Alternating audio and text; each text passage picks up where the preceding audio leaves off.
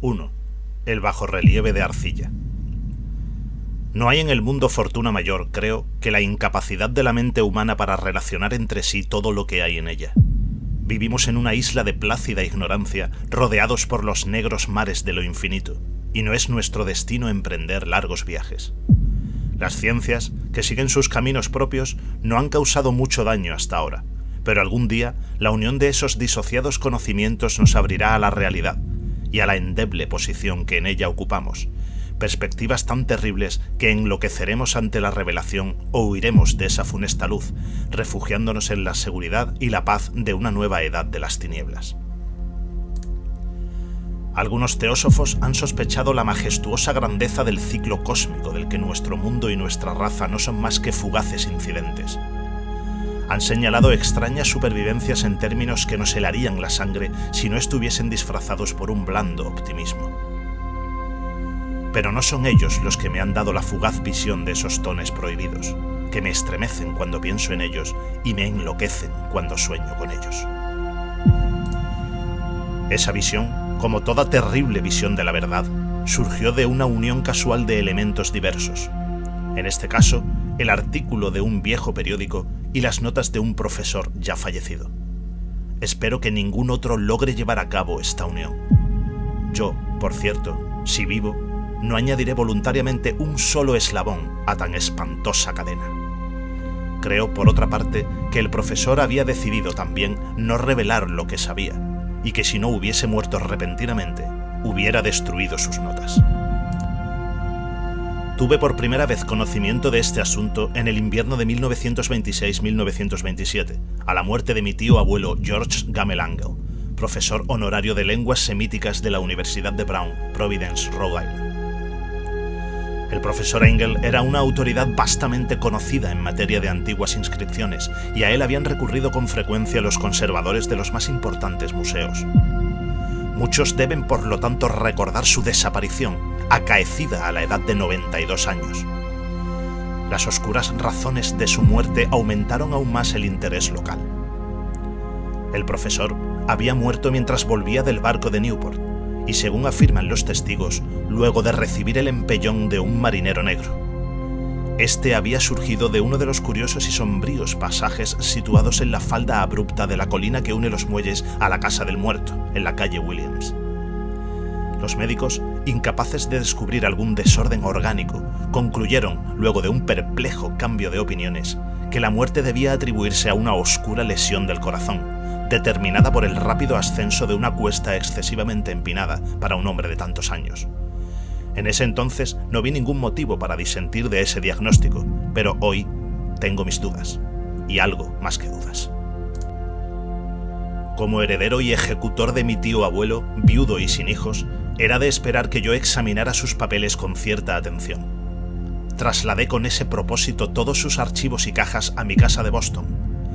El material ordenado por mí será publicado en su mayor parte por la Sociedad Norteamericana de Arqueología, pero había una caja que me pareció sumamente enigmática y sentí siempre repugnancia a mostrársela a otros. Estaba cerrada y no encontré la llave hasta que se me ocurrió examinar el llavero que el profesor llevaba siempre consigo. Logré abrirla entonces, pero me encontré con otro obstáculo mayor y aún más impenetrable. ¿Qué significado podían tener ese curioso bajorrelieve de arcilla y esas notas, fragmentos y recortes de viejos periódicos? ¿Se había convertido mi tío en sus últimos años en un devoto de las más superficiales imposturas? Resolví buscar al excéntrico escultor que había alterado la paz mental del anciano. El bajorrelieve era un rectángulo tosco de 2 centímetros de espesor y de unos 30 o 40 centímetros cuadrados de superficie. Indudablemente de origen moderno. Los dibujos, sin embargo, no eran nada modernos, ni por su atmósfera ni por su sugestión, pues aunque las rarezas del cubismo y el futurismo sean numerosas y extravagantes, no suelen reproducir esa críptica regularidad de la escritura prehistórica. Y la mayor parte de los dibujos parecían ser ciertamente alguna especie de escritura. A pesar de mi familiaridad con los papeles y colecciones de mi tío, no logré identificarla, ni sospechar siquiera alguna remota relación. Sobre esos supuestos jeroglíficos había una figura de carácter evidentemente representativo, aunque la ejecución impresionista impedía comprender su naturaleza. Parecía una especie de monstruo o el símbolo de un monstruo o una forma que solo una fantasía enfermiza hubiese podido concebir. Si digo que mi imaginación, algo extravagante, se representó a la vez un pulpo, un dragón y la caricatura de un ser humano, no traicionaré el espíritu del dibujo. Sobre un cuerpo escamoso y grotesco, provisto de alas rudimentarias, se alzaba una cabeza pulposa y coronada de tentáculos. Pero era el contorno general lo que la hacía más particularmente horrible. Detrás de la figura se embozaba una arquitectura ciclópea. Las notas que acompañaban a este curioso objeto, además de unos recortes de periódicos, habían sido escritas por el profesor mismo y no tenían pretensiones literarias. El documento, en apariencia más importante, estaba encabezado por las palabras «El culto de Tulu», escritas cuidadosamente en caracteres de imprenta para evitar todo error en la lectura de un nombre tan desconocido. El manuscrito se dividía en 2 secciones. La primera tenía el siguiente título: 1925, sueño y obra onírica de H. A. Wilcox, calle Thomas, número 7, Providence, Rhode Island.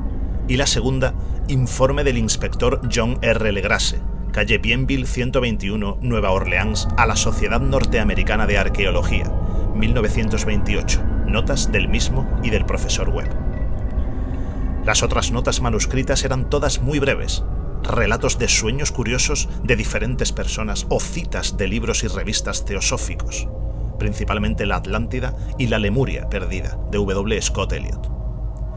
Y el resto de comentarios acerca de la supervivencia de las sociedades y cultos secretos, con referencia a pasajes de tratados mitológicos y antropológicos como La rama dorada de Fraser o El culto de las brujas en Europa occidental de la señorita Murray. Los recortes de periódicos aludían principalmente a casos de alienación mental y a crisis de demencia colectiva en la primavera de 1925.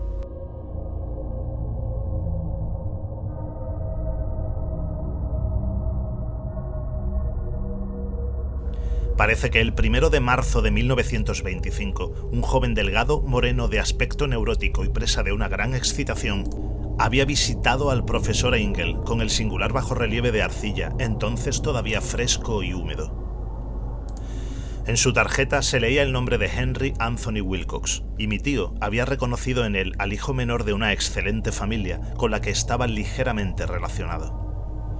Wilcox, que desde hacía un tiempo estudiaba dibujo en la Escuela de Bellas Artes de Rhode Island y que vivía en el Hotel Fleur de Lis muy cerca de esta institución, era un joven precoz de genio indudable, pero muy excéntrico.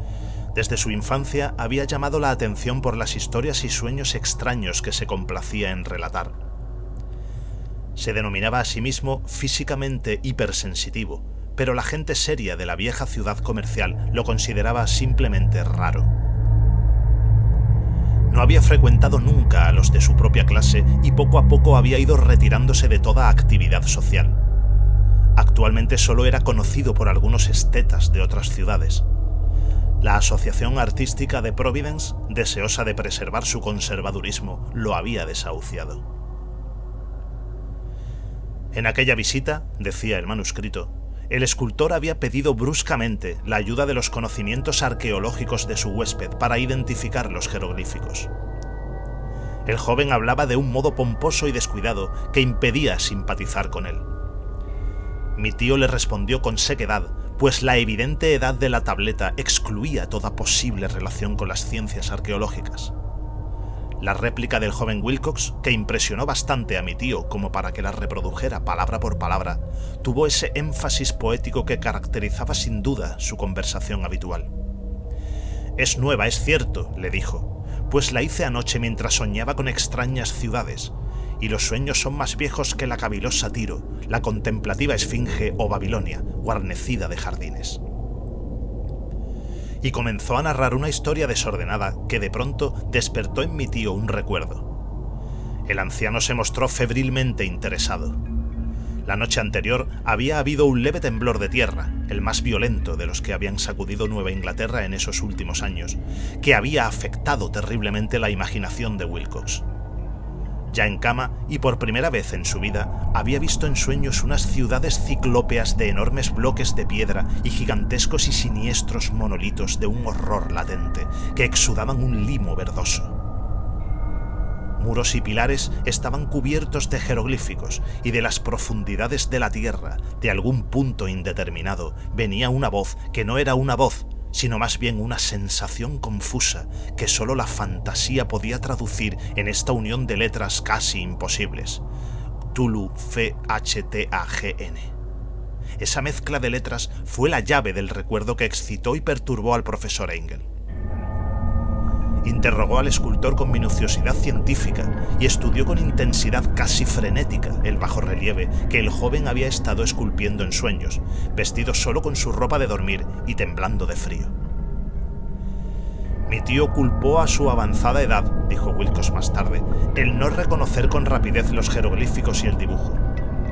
Muchas de sus preguntas le parecieron un poco fuera de lugar a su visitante, especialmente aquellas que trataban de relacionar a este último con sociedades y cultos extraños, y Wilcox no pudo entender por qué mi tío le prometió repetidamente guardar silencio si admitía ser miembro de una de las tan innumerables sectas paganas o místicas.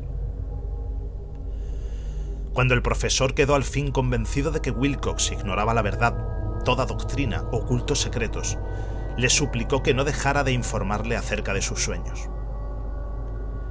Este pedido dio sus frutos, pues a partir de esa primera entrevista, el manuscrito menciona las visitas diarias del joven y la descripción de sorprendentes visiones nocturnas, cuyo tema principal era siempre unas construcciones ciclópeas de piedra húmedas y oscuras y una voz o inteligencia subterránea que gritaba una y otra vez, en enigmáticos y sensibles impactos, algo indescriptible.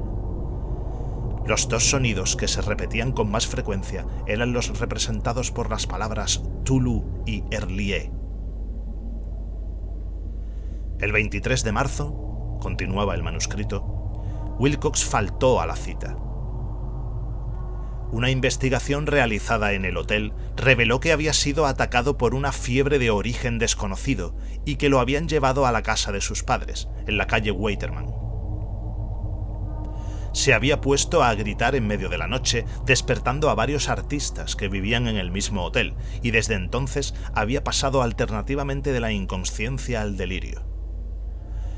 Mi tío telefoneó enseguida a la familia y desde ese momento siguió de cerca el caso, yendo a menudo a la oficina del Dr. Tovey en Thayer Street, médico de cabecera del joven.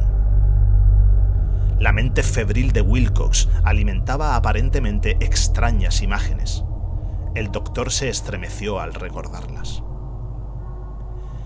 No solo incluían una repetición de los sueños anteriores, sino también una criatura gigantesca de varios kilómetros de altura que caminaba o se movía pesadamente. Wilcox nunca lo describía en todos sus detalles, pero las pocas e incoherentes palabras que recordaba el Dr. Tovey convencieron al profesor de que aquel era el monstruo que el joven había intentado representar.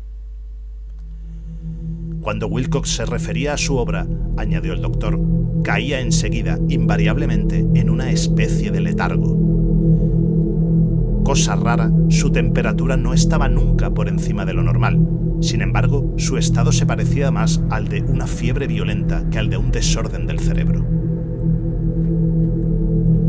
El 2 de abril a las 3 de la tarde, la enfermedad cesó de pronto. Wilcox se sentó en la cama, asombrado de encontrarse en la casa de sus padres e ignorando totalmente lo que había ocurrido en sus sueños o en la realidad desde el 22 de marzo. Como el médico declarara que estaba curado, a los 3 días volvió a su hotel. Pero ya no le fue de ninguna utilidad al profesor Engel.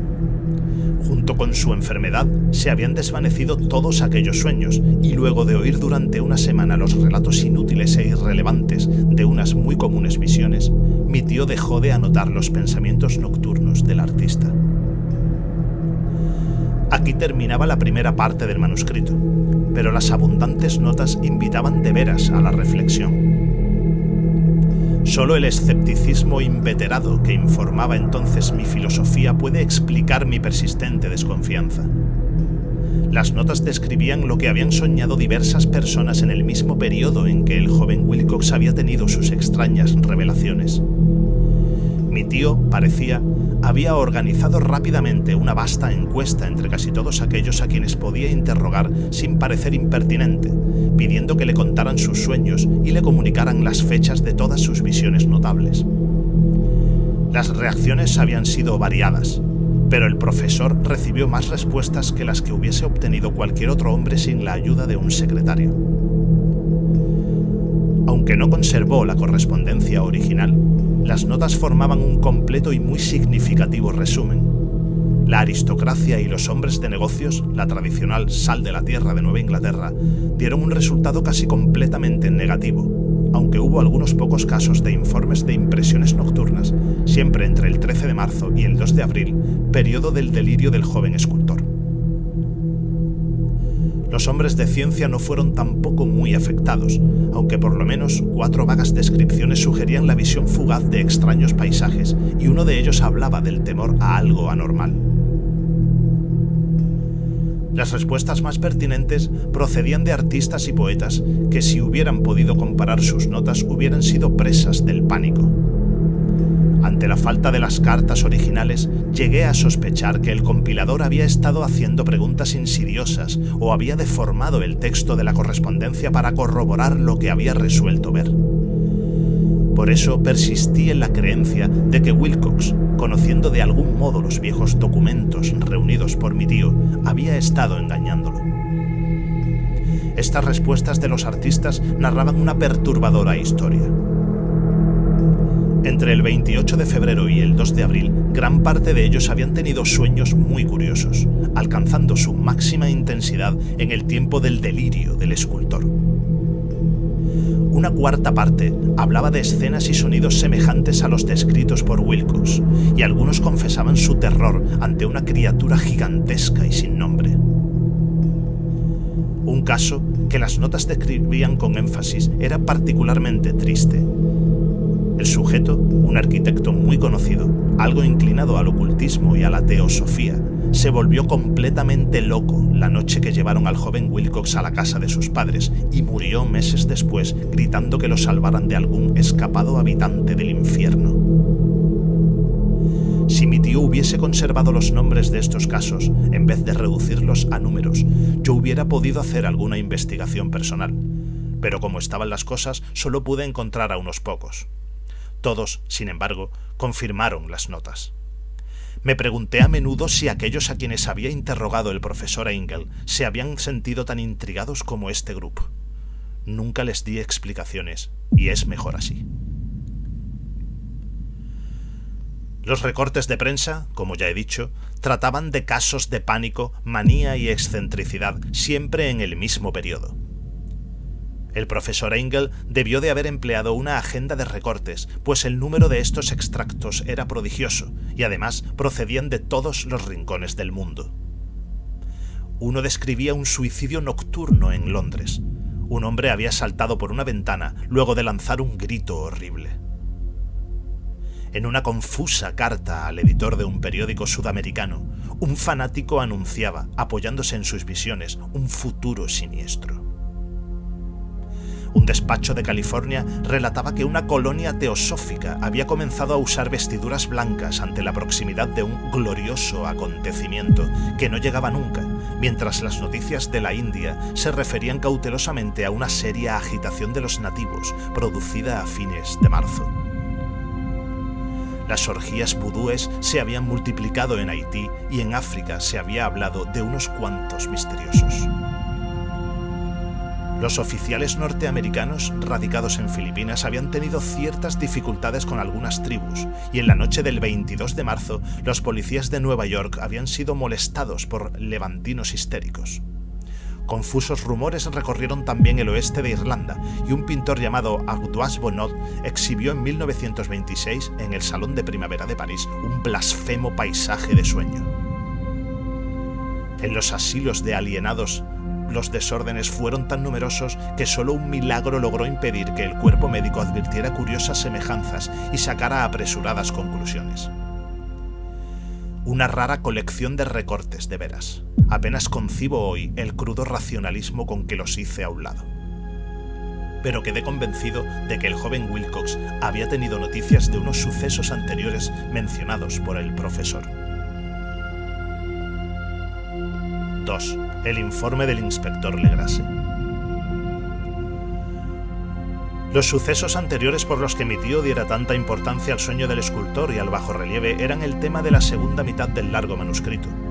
Ya una vez parecía el profesor Engel había visto los odiosos contornos del monstruo anónimo, había meditado sobre los desconocidos jeroglíficos y había oído las sílabas que solo la palabra Tulu podía traducir.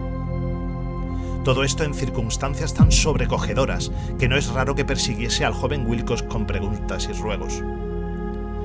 Esta experiencia anterior había ocurrido 17 años antes, en 1908, mientras la Sociedad Norteamericana de Arqueología celebraba su consejo anual en St. Louis.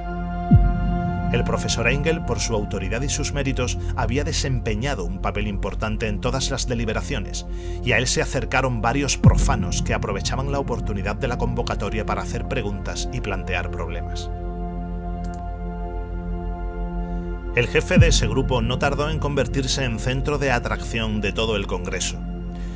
Era un hombre de aspecto muy común, mediana edad, y que había hecho el viaje de Nueva Orleans a St. Louis en busca de cierta información que no había podido obtener en su distrito. Se llamaba John Raymond Legrasse y era inspector de policía. Traía consigo el objeto de su viaje, una estatuita de piedra repugnante y grotesca, muy antigua aparentemente, cuyo origen no había logrado determinar. No debe creerse que el inspector Legrasse se interesara por la arqueología. Todo lo contrario, su deseo de instruirse tenía como único origen razones puramente profesionales. La estatuita, ídolo, fetiche o lo que fuese, había sido capturada meses antes en los pantanos boscosos del sur de Nueva Orleans, en el curso de una expedición contra una presunta ceremonia vudú. Tan singulares y odiosos eran los ritos que la policía comprendió que se hallaba ante un culto totalmente ignorado e infinitamente más diabólico que los del vudú. Los confusos e increíbles relatos arrancados por la fuerza a los prisioneros informaron sobre su posible origen. De ahí el deseo de la policía de consultar a algunas autoridades para identificar así el horrible símbolo y seguir las huellas del culto hasta sus fuentes. El inspector Legrasse no había esperado que su pedido convocara una impresión semejante. La aparición de la curiosa estatuita bastó para excitar a los hombres de ciencia, y pronto todos rodearon al inspector para contemplar de cerca la diminuta figura cuya rareza y aspecto de genuina y abismal antigüedad abrían perspectivas tan misteriosas y arcaicas. Nadie reconoció la escuela escultórica de la que había nacido la estatua, y sin embargo centenares y hasta miles de años parecían haberse posado en la oscura y verdosa superficie de aquella piedra desconocida. La figura, que los miembros del Congreso pasaron de mano en mano para estudiarla con más minuciosidad, medía de unos 20 a 25 centímetros de altura y estaba finamente labrada. Representaba un monstruo de contornos vagamente antropoides, pero con una cabeza de pulpo, cuyo rostro era una masa de tentáculos, un cuerpo escamoso que sugería cierta elasticidad, 4 extremidades dotadas de garras enormes y un par de alas largas y estrechas en la espalda.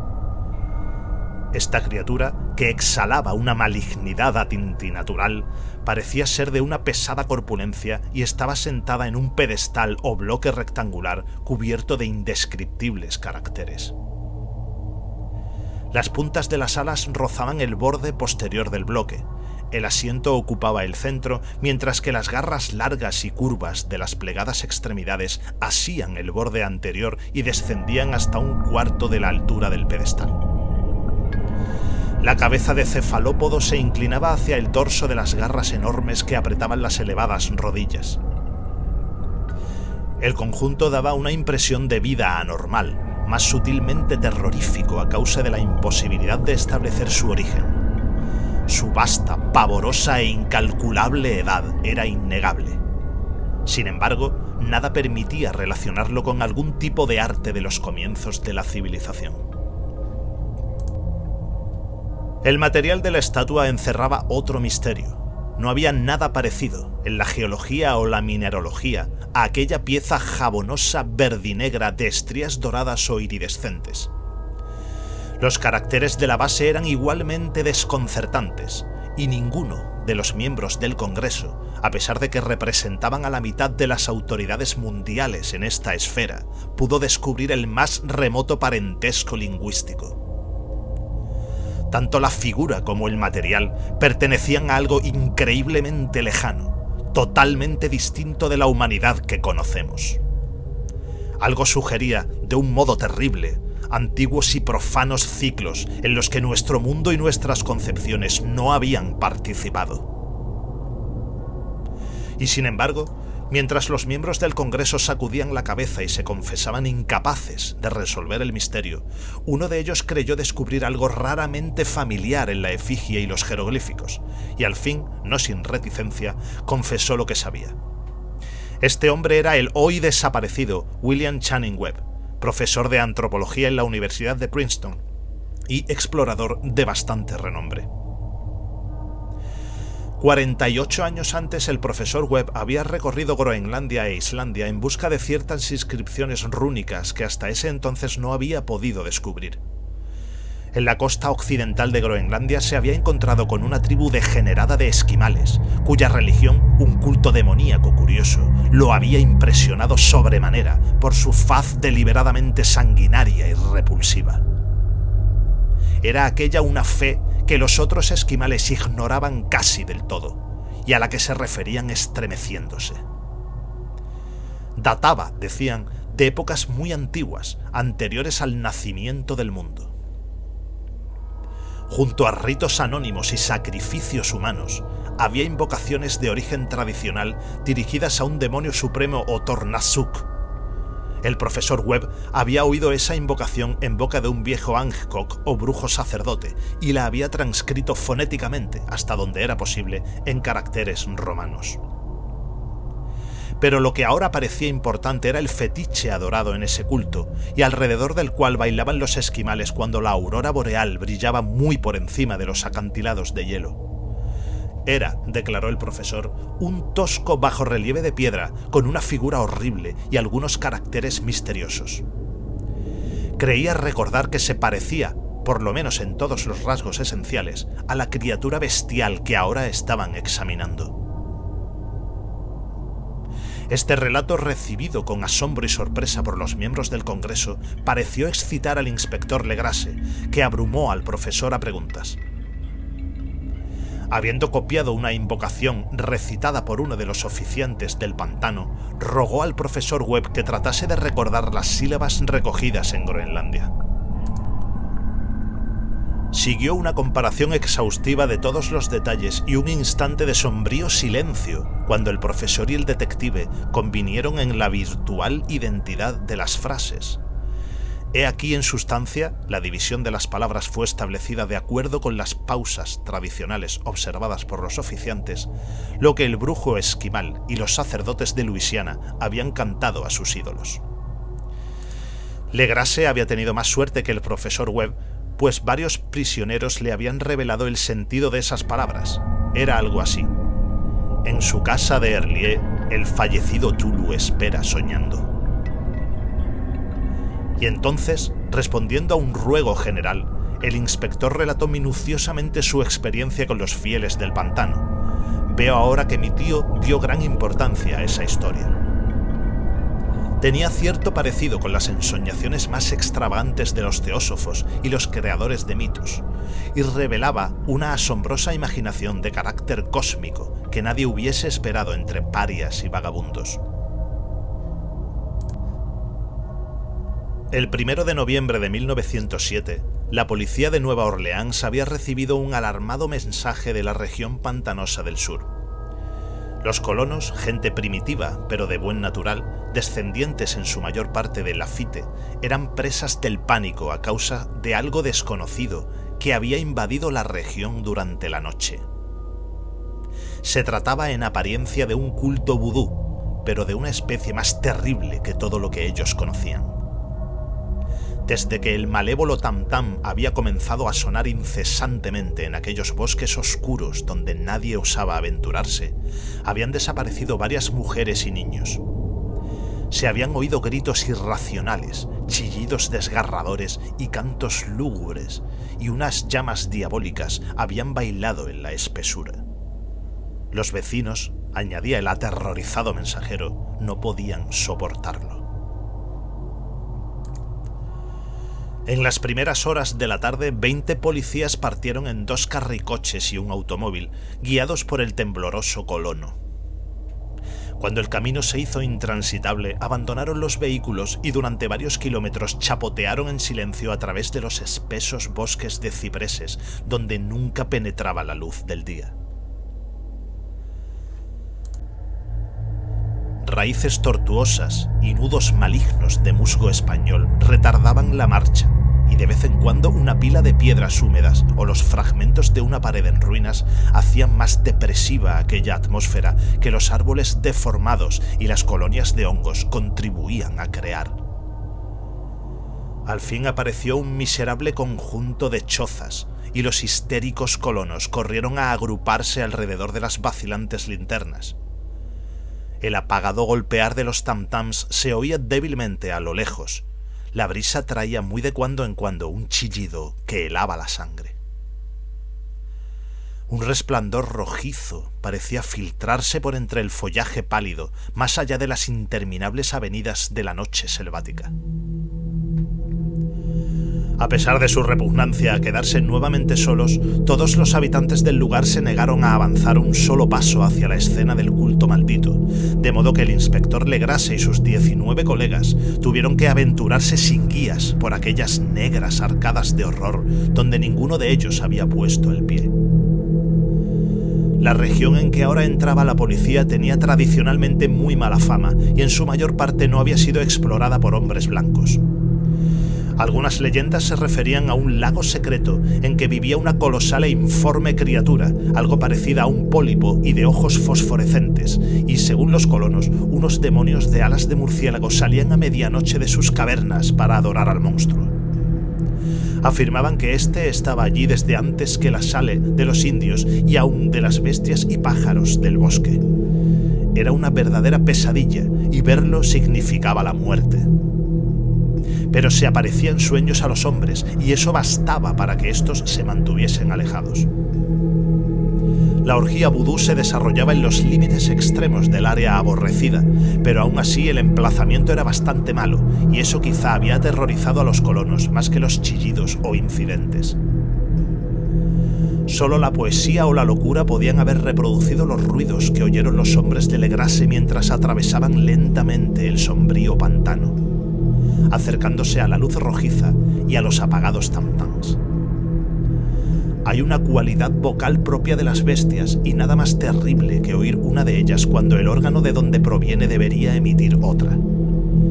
Una furia animal y una licencia orgiástica se exacerbaban allí hasta alcanzar alturas demoníacas con gritos y aullidos extáticos que reverberaban en los bosques tenebrosos como ráfagas pestilentes surgidas de los abismos del infierno.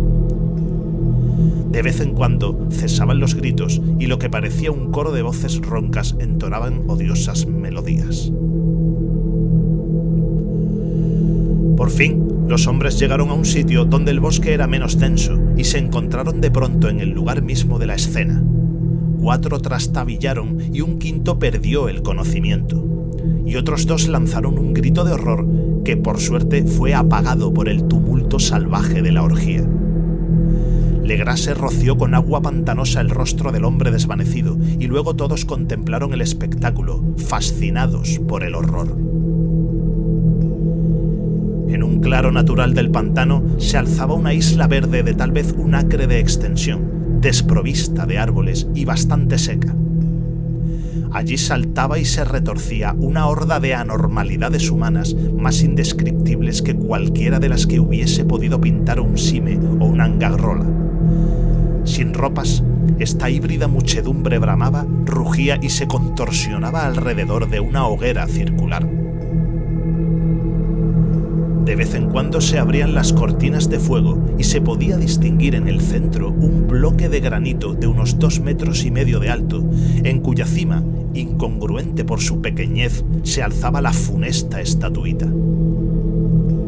En 10 cadalsos instalados a intervalos regulares en un ancho círculo que rodeaba la hoguera, con el monolito como centro, colgaban con la cabeza hacia abajo los cuerpos extrañamente mutilados de los desaparecidos colonos.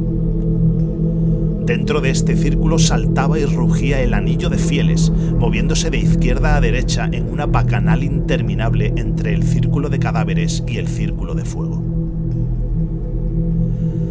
Pudo haber sido solo la imaginación o pudo haber sido un simple eco, pero uno de los hombres, un impresionable español, creyó oír que las invocaciones eran seguidas por unas respuestas antifonales que procedían de un lejano y sombrío lugar situado en lo más profundo de aquel bosque de leyenda.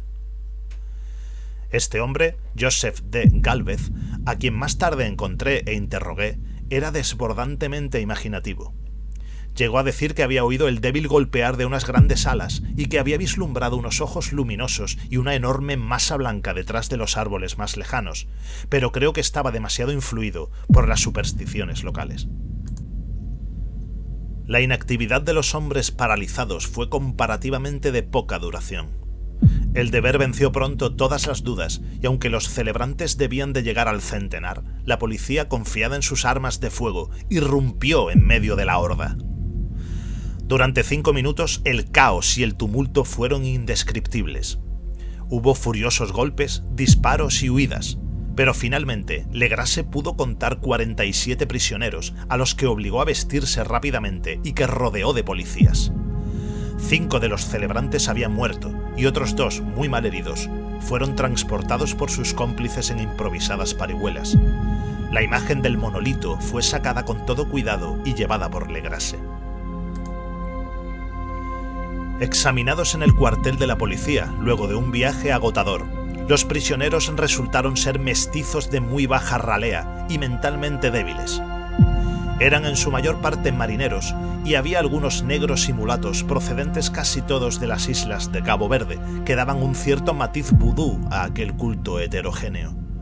Pero no se necesitaron muchas preguntas para comprobar que se trataba de algo más antiguo y profundo que un fetichismo africano. Aunque degradados e ignorantes, los prisioneros se mantuvieron fieles, con sorprendente consistencia, a la idea central de su aborrecible culto. Adoraban, dijeron, a los grandes antiguos, que eran muy anteriores al hombre y que habían llegado al joven mundo desde el cielo. Esos antiguos se habían retirado ahora al interior de la tierra y al fondo del mar, pero sus cadáveres se habían comunicado en sueños con el primer hombre, quien inventó un culto que nunca había muerto. Este era ese culto, y los prisioneros dijeron que había existido siempre y que siempre existiría, ocultándose en lejanías desiertas y lugares retirados hasta que el gran sacerdote Tulu saliese de su sombría morada en la ciudad submarina de Herlié para reinar otra vez sobre la tierra. Algún día vendría cuando los astros ocuparan una determinada posición y el culto secreto estaría allí, esperándolo.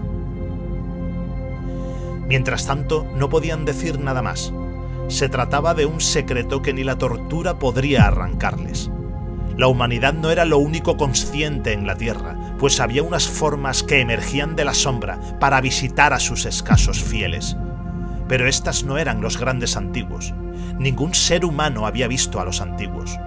El ídolo de piedra representaba al gran Tulu, pero nadie podía decir si los otros eran o no como él. Nadie era capaz de descifrar ahora la antigua escritura. Muchas cosas se transmitían oralmente.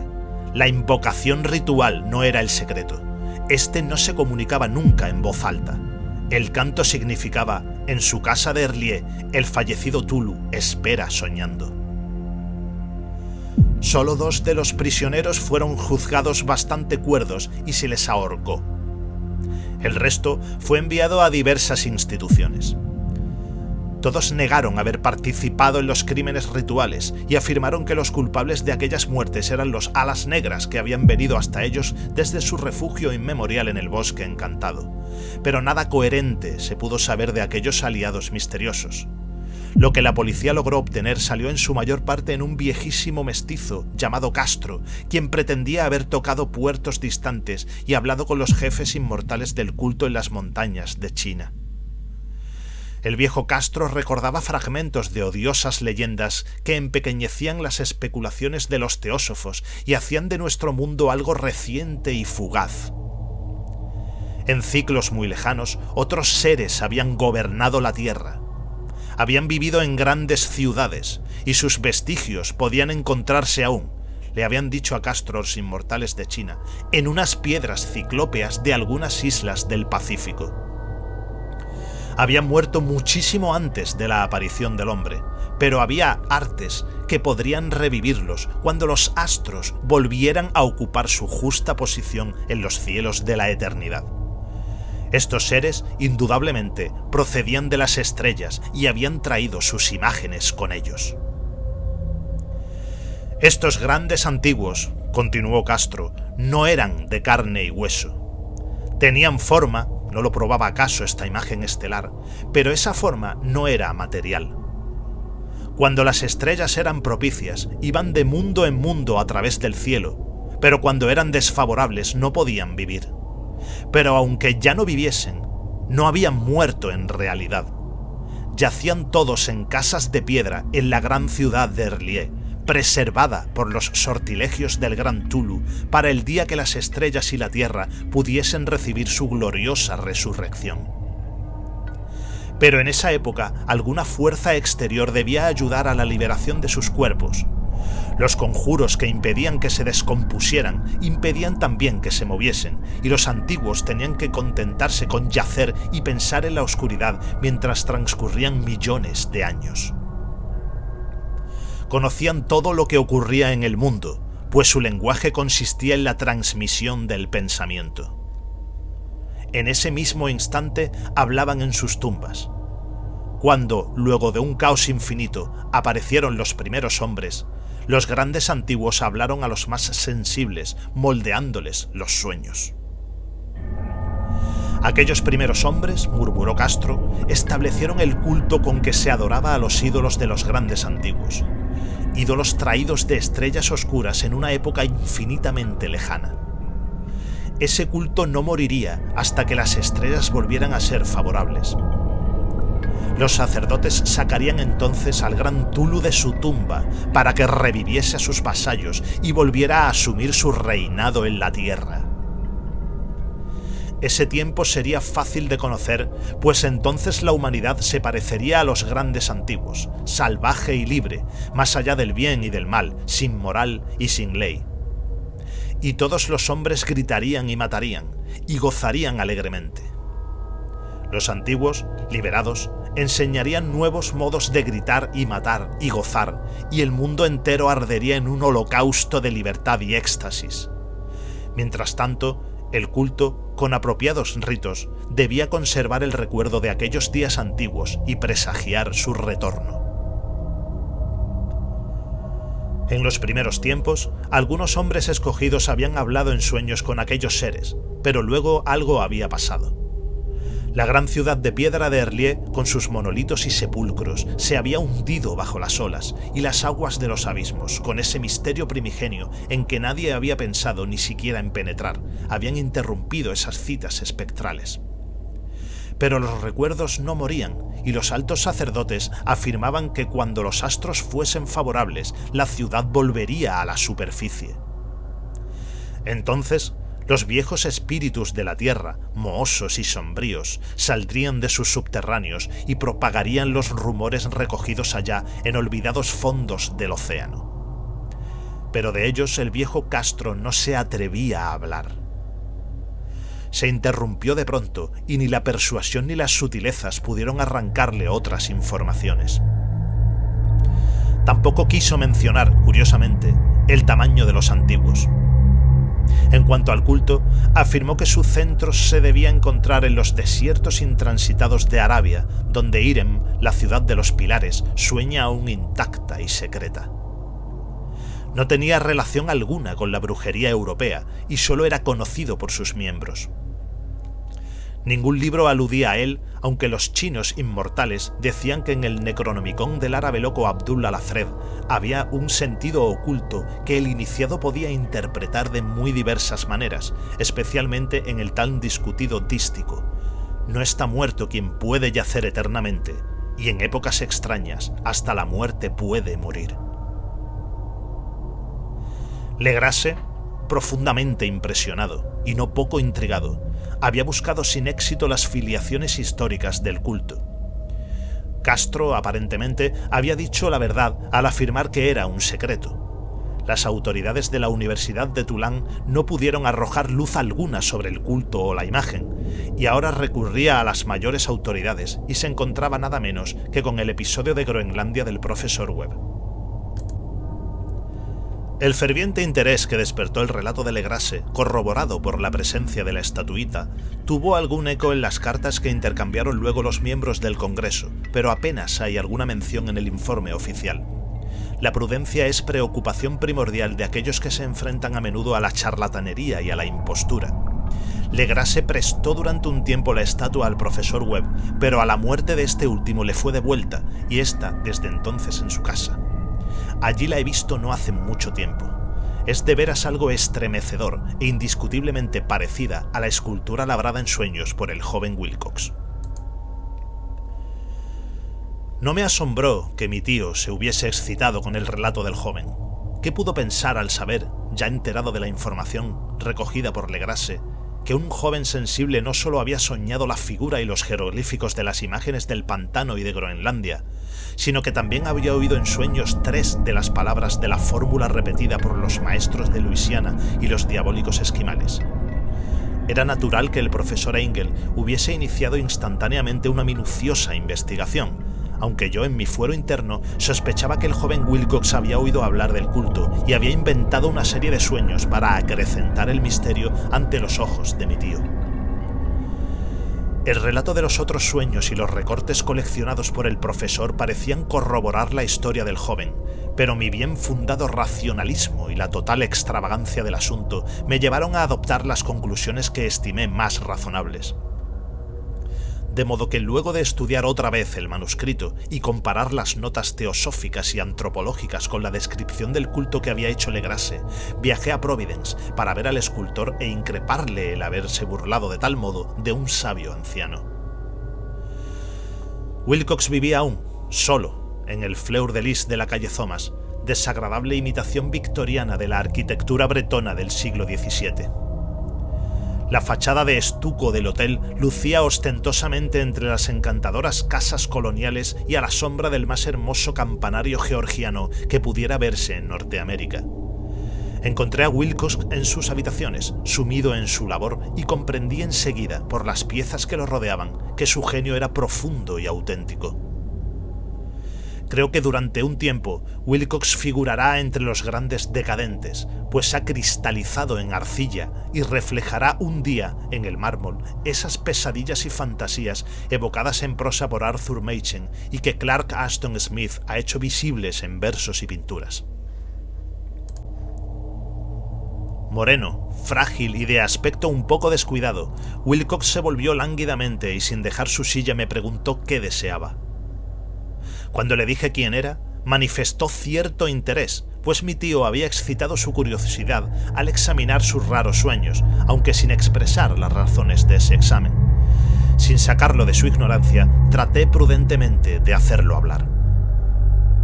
Poco tiempo me bastó para convencerme de que era absolutamente sincero. Hablaba de sus sueños de un modo inequívoco.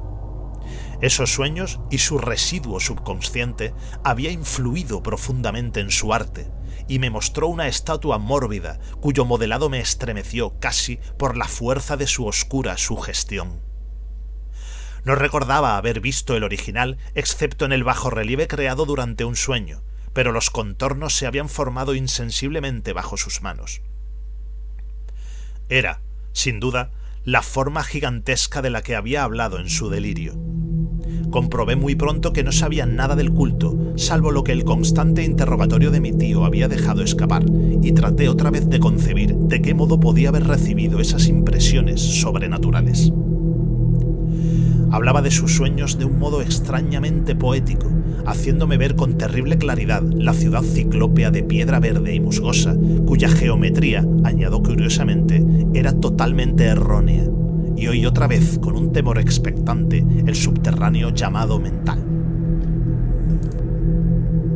Esas palabras figuraban en la temible invocación que evocaba el sueño vigilia de Tulu en su bóveda de piedra de Erlié, y a pesar de mis racionales ideas me sentí profundamente perturbado.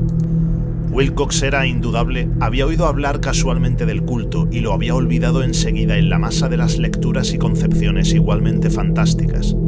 Más tarde, en virtud de su impresionable carácter, el culto había encontrado un modo de expresión subconsciente en los sueños, el bajorrelieve de arcilla y la estatua que yo estaba ahora contemplando. De modo que la superchería había sido involuntaria. El joven tenía unos modales un poco afectados y un poco vulgares que me desagradaban de veras, pero yo ya estaba dispuesto a admitir tanto su genio como su honestidad. Me despedí amablemente y le deseé todo el éxito que su talento prometía. El asunto del culto continuó fascinándome y a veces imaginaba poder adquirir un gran renombre investigando su origen y relaciones. Visité Nueva Orleans, hablé con Legrasse y otros de los que habían participado en aquella vieja expedición. Examiné la estatuita y hasta interrogué a los prisioneros que todavía vivían. El viejo Castro, por desgracia, había muerto hacía varios años. Lo que escuché entonces de viva voz, aunque no fue más que una confirmación detallada de los escritos de mi tío, acrecentó mi interés y tuve la seguridad de estar sobre la pista de una religión muy antigua y secreta, cuyo descubrimiento me convertiría en un antropólogo famoso. Mi actitud era aún entonces absolutamente materialista, como aún quisiera que lo fuese, y por una inexplicable perversidad mental rechacé la coincidencia de los sueños y los recortes coleccionados por el profesor Engel. Hubo algo, sin embargo, que comencé a sospechar y que ahora creo saber. La muerte de mi tío no fue nada natural. Cayó al suelo en la colina en una de las estrechas callejuelas que partían de unos muelles donde abundaban los mestizos extranjeros, luego del descuidado empujón de un marinero de tez oscura. Yo no había olvidado que los oficiales de Luisiana se distinguían por la mezcla de sangres y sus intereses marinos, y no me hubiera sorprendido conocer la existencia de agujas venenosas y métodos criminales secretos tan faltos de piedad como aquellas creencias y ritos misteriosos. Legrasse y sus hombres, es cierto, no habían sido molestados, pero en Noruega acaba de morir un marino que veía cosas. ¿No pudieron haber llegado a oídos siniestros las investigaciones realizadas por mi tío luego de encontrarse con el escultor? Creo hoy que el profesor Engel murió porque sabía o quería saber demasiado. Es posible que me espere un fin semejante, pues yo también he aprendido mucho.